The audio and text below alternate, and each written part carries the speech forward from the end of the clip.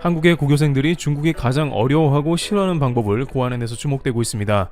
그것도 한국에서가 아니라 미국에 사는 한인 고교생들이 중국을 대항할 아이디어를 냈다는데요. 이와 같은 배경은 중국이 최근 들어 동북공정을 크게 강화하면서 한국의 모든 것이 중국 것이라는 속국 프레임을 들고 나오며 한국뿐만 아니라 교포사회에서도 이에 대해 반응한 것으로 보이고 있습니다. 실제 중국은 연일 한국의 막무가내식 모습을 보이는데 최근 들어 매우 심각한 상황을 연출했습니다. 지금까지는 동북공정의 차원으로 문화나 과거의 역사적 사실을 왜곡하는 방향으로 작업을 펼쳐온 것과는 달리 이제는 외교 장관끼리 회담을 하며 국가 간의 협의사항을 중국 마음대로 발표하는 지경에 이르게 되었다는데요. 그들은 가장 예민한 코로나 백신 문제에 있어서 한국은 중국 백신을 맞기로 했다는 식의 보도를 내보냈습니다. 그것도 중국의 온라인에서 퍼지는 괴담 차원이 아니고 한중 간의 외교장관끼리 회담 후에 나온 말입니다.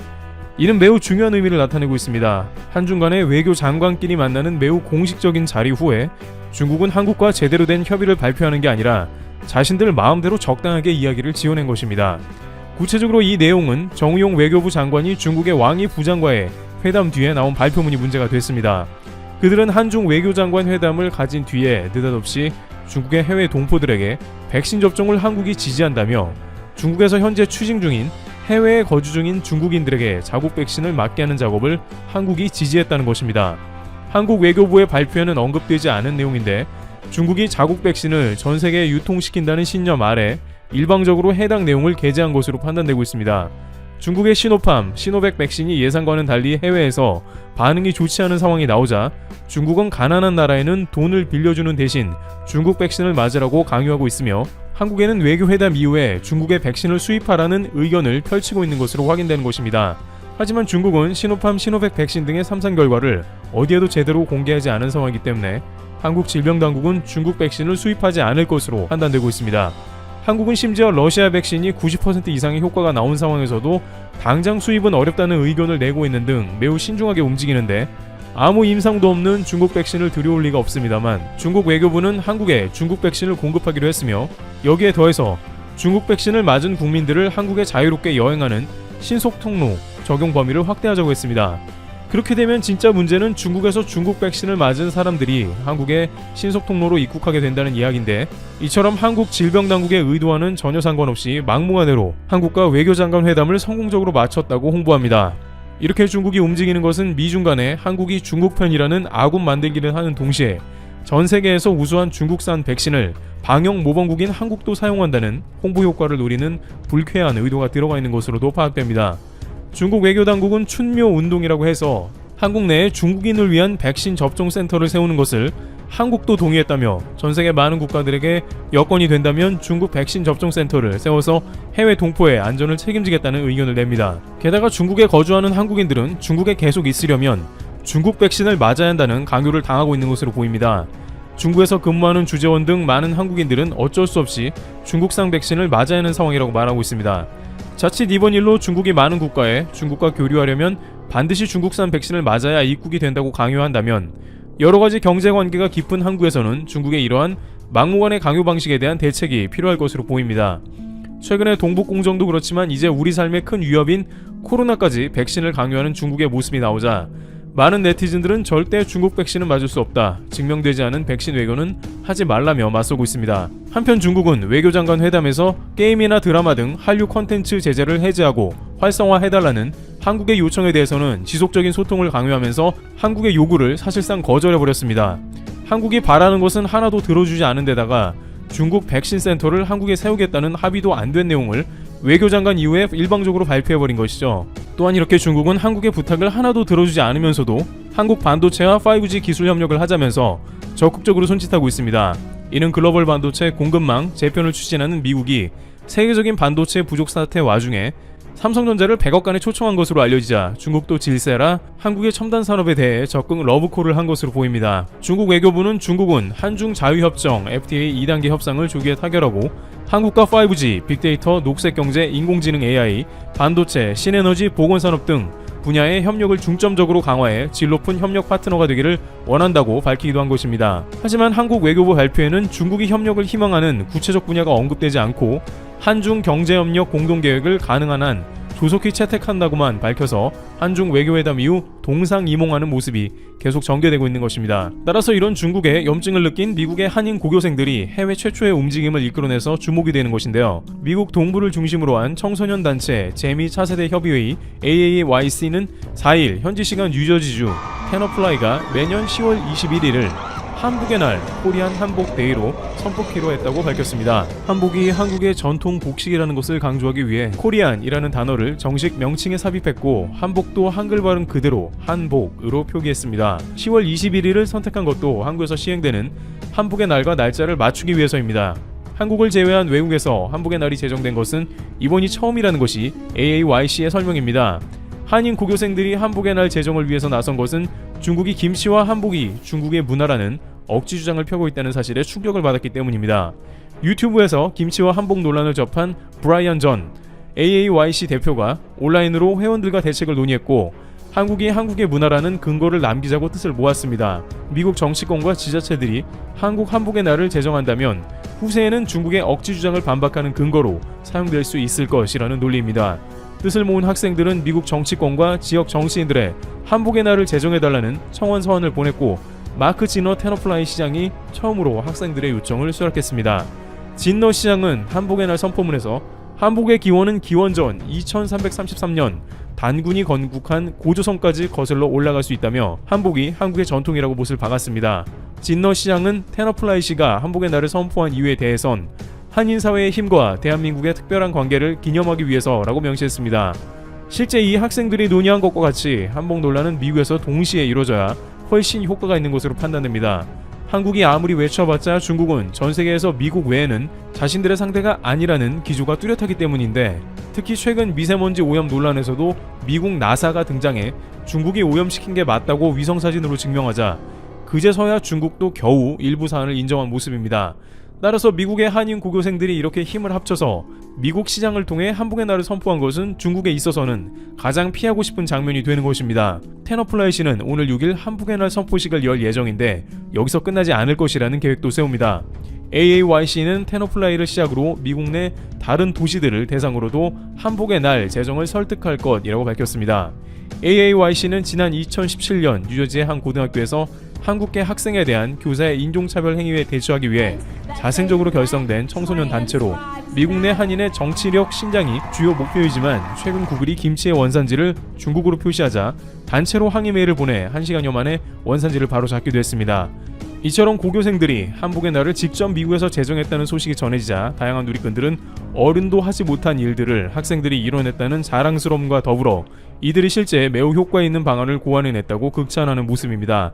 중국은 시간이 흐르면 흐를수록 상대방 국가와 신뢰관계가 아닌 일방적으로 강요하는 칼을 휘두르고 있습니다. 이 가운데 한국은 미중 사이에서 독자적인 외교 방안을 찾으려고 애를 쓰고 있는 상황입니다만 이처럼 해외에서까지 한국에 힘을 실어준다면 중국의 동북공정은 한국에 한해서는 성공하기가 어려울 것이라는 관측이 나옵니다.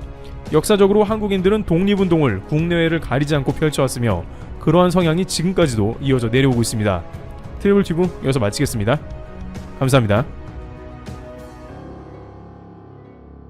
여러분, 여기 지켜내야 됩니다. 여기 우리 땅입니다. 맨날 뺏기면서 살았는데 이번에도 뺏길 수는 없습니다. 이것만 확실히 우리 땅 돼도 우리나라 완전 대박 나는데. 페페TV. 여러분, 7강구라고 들어보셨습니까? 많은 사람들이 독도를 우리 땅이라고 주장하지만 어쩌면 독도보다 더 중요할 수 있는 땅 7광구를 놓치고 계시지 않나요? 왜 독도보다 중요하냐고요? 여기에 석유와 천연가스 매장량이 우리 돈으로 5,870조 원에 이른다고 합니다. 그래서 아시아의 페르시아만이라는 별명도 붙었습니다. 사우디 10배의 원유가 매장되어 있는 가스 매장량 꿈의 광구. 한일 협정 탓에 33년 동안 개발 원천 금지되었고 일본의 꼼수에 따른 주장에 손도 못 대고 고스란히 잠자고 있습니다. 2011년 개봉한 하지원 안성기 주연의 한국 최초 블록버스터 영화 7강구도 이 대륙붕을 소재로 바다 위 석유 시추선에서 괴물과 시추 대원들이 벌이는 사투를 그린 영화로 대단한 관심을 끌었습니다. 그런데 이 지질의 특성상 한반도에서 떨어져 나간 이 황금 해역 내 7광구가 잘못하면 협정기간인 9년 뒤인 2028년 이후에는 일본에 넘어가게 생겼습니다. 이 영상이 영상이 7광구를 대한민국 땅으로 못 박는 시발점이 되기를 바라며 영상 시작하겠습니다.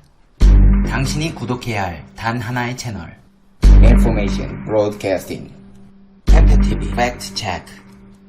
대한민국 제7광구 석유가스전은 동중국해에 있는 대륙봉 지형으로 대한민국의 제주도 남쪽, 일본의 규슈 서쪽에 위치한 구역입니다. 이 구역에는 채산성 있는 석유전 및 천연가스전이 다량 매장되어 있을 것으로 추정되고 있습니다. 대한민국은 박정희 정부 시절 1970년 이 해역 일대에 대한 영유권을 선포하였으나 탐사 기술 부족으로 채산성 있는 석유 탐사에 실패했습니다. 일본 사토 에이사쿠 내각과 다나카 가쿠에이 내각은 대한민국의 영유권을 부정하였으며 한일 양국의 정치적 대립이 이어졌습니다. 이후 한국은 일본과의 공동탐사로 궤도를 바꾸었습니다. 이에 따라 1974년 대한민국과 일본은 이 협정을 체결하여 영유권 문제를 잠정적으로 보류하고 한일 공동개발구역으로 설정하기로 합의했습니다.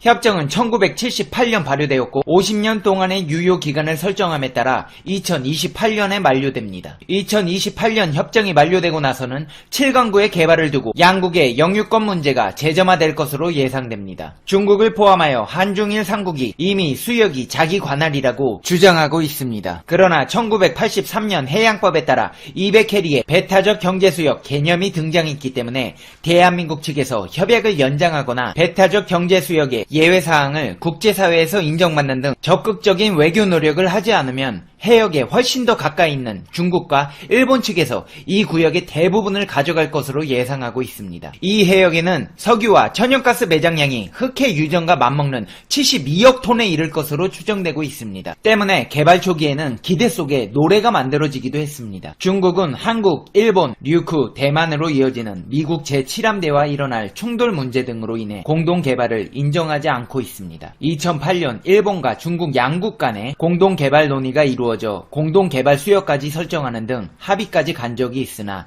이후 조약 체결 교섭이 중단됐고 그 후에 동중국해의 양국 중간 수역에서 중국 측의 일방적인 유전 및 가스전 탐사, 채굴이 계속 이어지고 있습니다. 중국은 총 16기의 유전과 가스전을 설치하였으며 2019년 현재에도 계속해서 추가 개발을 진행 중입니다. UN 대륙붕 한계위원회에서는 7광구 분쟁에 대한 각국의 주장을 듣고자 이미 1999년에 10년간의 조사기간을 주고 2009년 5월 2일까지 자료를 제출하라고 요구했습니다. 그러나 대한민국은 10년이라는 긴 기간을 보냈음에도 정식 문서 대신 8쪽짜리 예비정보만 제출한 상태로 마감했습니다. 반면 일본의 경우 수백 쪽에 이르는 조사 자료를 제출해 일본 영토의 2배에 가까운 대륙붕을 일본 관할 수역으로 신청하였습니다. 2013년 8월 28일 한국 정부는 UN 대륙방한계위원회에서 동중국해에서 한국 대륙붕이 오키나와 해구까지 이른다는 견해를 국제사회에 공식 천명했습니다. 근데 이게 좀 억지인 게 한마디로 한국의 입장은 중국의 논리로는 중국에 밀리고 일본의 논리로는 일본에 밀리는 주장입니다. 7광구는 일본의 꼼수로 영토가 넘어가게 생겼습니다. 바로 이 점이 우리가 7광구에 주목해야 할 이유입니다. 1970년대 박정희 정권 때 석유 시추를 시작하면서 공동 개발을 하자던 일본은 50년 동안 같이 개발해서 같이 이익을 나누자고 했습니다. 그런데 1978년부터 석유 시추를 하던 일본이 1986년부터 돌연 공사를 중단해버린 지가 33년째입니다. 우리나라는 가능성이 크다고 생각한 반면 겉으로 일본이 내세우는 것은 가능성이 없다고 판단해 중단한 것이라지만 일각에서는 일본이 한국을 떼어내기 위한 급할 것이 없다는 분석에서 나온 꼼수라는 견해입니다. 또한 당시로서는 한국의 기술력이 딸려 어떻게 할 수도 없었습니다. 그렇기 때문에 일본에서는 갑자기 시추를 그만두었고 시간을 미루어 50년의 계약기간이 끝나면 유엔이 정한 국제법에 의해 제7광구는 일본에게 넘어가는 걸 기대했다는 게 불보듯 뻔한 수작입니다. 이 7광구는 엄청난 가치를 가지고 있습니다. 이 해역에는 석유와 가스 매장량이 흑해 유전과 맞먹는 72억 톤에 달할 것으로 추정되고 있습니다. 일본에서 독도보다도 더 탐내는 한국의 영토가 7광구입니다. 바로 세계 최대 산유국인 사우디아라비아의 10배에 달하는 원유와 천연가스가 묻혀있을 것으로 추정되는 꿈의 광구 대륙붕이 바로 칠강구입니다. 칠강구는 제주도 남쪽 바다부터 일본 오키나와 해구 직전까지 이어진 대륙붕으로 면적은 서울의 약 124배인 82,000제곱킬로미터에 이릅니다. 원유 매장량도 미국 전체 매장량의 4.5배인 1000억 배럴에 달할 것으로 추정되고 있습니다. 유가를 배럴당 50달러로 단순 계산해도 경제적 가치가 무려 5조 달러, 우리 돈으로 5,870조 원에 이릅니다. 그래서 아시아의 페르시아만이라는 별명도 붙었습니다. 미국 우드로 윌슨 연구소는 칠강구가 위치한 대륙붕 전체의 천연가스가 약 175조에서 210조 입방피트에 매장돼 있을 것으로 분석했습니다. 이는 사우디아라비아 매장량의 10배에 달하는 규모입니다. 사우디의 10배에 가까운 천연가스와 풍부한 석유 매장 가능성이 발표되면서 아시아의 페르시안 걸프라 명칭된 제7강구를 1970년 1월 한국은 당시 해양법 기준으로 제7강구를 한국 영토로 선언했습니다. 1978년 우여곡절 끝에 결국 한일 양국이 공동 지분을 갖는 한일 공동개발구역으로 설정되면서 우리나라의 산유국의 꿈을 꾸게 해주었습니다. 당시 대륙붕 연장설이 국제적으로 우세했기 때문에 한국의 입장이 유리했습니다. 그러나 1985년 배타적 경제수역의 개념이 등장하며 일본의 입장이 유리해졌습니다. 지도상 7강구의 80%가 일본의 영토가 되기 때문입니다. 이에 따라 일본은 한국의 지속적인 개발 요구에도 불구하고 1986년 이후 지금까지 33년 동안 단 한 차례도 시추하지 않고 7강구에 대한 일체의 개발을 중지하고 있습니다. 한일 간 7강구 협약 기간은 50년으로 2028년까지 앞으로 9년 남았습니다. 2004년 탄성파 탐사에서 우리나라 유일의 동해가스전보다 훨씬 추정 매장량이 많은 구조를 발견하고도 일본과 공동 개발을 한다는 합의 때문에 발만 동동 구르고 있습니다. 일본은 한국이 7강구에 대한 영유권을 선포하자마자 강하게 반발했습니다. 한일 간 서남의 해저 지역은 공유 대륙붕이기 때문에 등거리 원칙에 의한 중간선으로 영유권을 나눠 가져야 한다는 게 일본의 주장이었습니다. 일본이 경제 원조 중단 카드까지 꺼내들며 압박하자 한국 정부로서는 선택의 여지가 없었습니다. 설상가상으로 1985년 리비아 몰타 대륙붕 사건을 계기로 국제적 분위기가 반전됩니다. 지형이 아닌 거리를 기준으로 바다 영역의 영유권을 갈랐기 때문입니다. 일본 입장에서는 7강구의 영유권을 주장할 기회를 잡은 셈입니다. 현재 한국은 7강구의 중심부에 이어도 종합해양기지를 짓고 일대를 실효적으로 지배하고 있습니다. 하지만 영유권 판단 기준 일본에게 유리하게 바뀐 만큼 협정 만료 이후에도 한국이 영유권을 보장받을 수 있을지는 불확실합니다. 2029년이면 7강구가 일본 영토로 넘어갈 가능성이 커서 정부 차원의 대책 마련이 필요합니다. 그러니 우리 정부의 적극적인 대응책 마련이 시급하다는 지적은 너무나도 당연합니다. 만일 협정 기간을 연장할 수 없거나 그 이후 양국 간 해양 경계 확정에서 우리가 밀리지 않고 유리한 고지를 점하려면 지금부터 철저하게 준비해야 합니다. 일본 측이 협정 의무를 계속 위반하면 국제재판소에 제소하는 방안까지 염두에 두고 종합 대책을 세워서 해양 영토에서 우리나라의 국익이 손상되는 일이 없어야 합니다. 미국의 한 전문가는 유정 공동개발 착수 준비만 해도 8년이 걸리기 때문에 한국이 적극적으로 대처해야 한다고 조언했습니다. 결론적으로 지구 어느 곳이나 영토 문제만큼은 조용하지 않습니다. 영유권 문제에 있어서 침묵하는 국가나 민족은 진다는 사실을 알아야 합니다. 따라서 우리 입장을 적극적으로 주장해야 하는 이유가 여기 있습니다. 한국 정부는 국제 공론화를 통해 7강구의 영유권을 확보하겠다는 전략을 세웠습니다. 외교부는 2013년 UN 대륙 방한계